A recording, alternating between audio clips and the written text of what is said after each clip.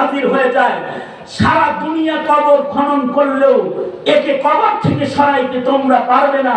সুতরাং 3 কবরের যে কোনো এক কবরে তার লাশ নামায় দাও। 3 কবরের যে কোনো এক কবরে নামাও। হাজিরা তার লাশ নিয়ে কবরের পারে গেছে, তো কবরের পারে যাওয়ার সাথে সাথে সাপটা গর্তে ঢুকে যায়।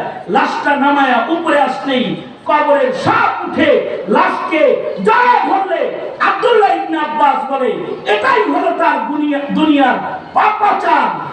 যেই পাপাচার থেকে সে তওবা করে নাই, সে পাপকে কবরে নিয়ে এসেছে।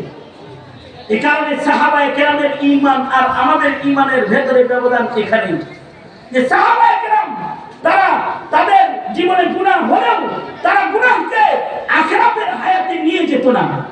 তারা আখিরাতে নিয়ে গেছেন তাদের নেক আমল, আর গুনাহ হইলে তারা করেছে খালিস তওবা।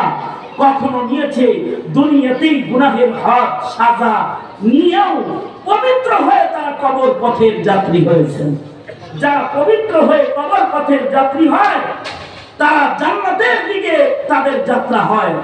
আর যারা পবিত্র হওয়ার সুযোগ পায় না তারা দুনিয়ার হায়াত ক্যাপিটাল শেষ হয়, আর তারা ক্ষতির ভেতরে নিপতিত হয়, তারা ক্ষতিতে পড়ে যায়।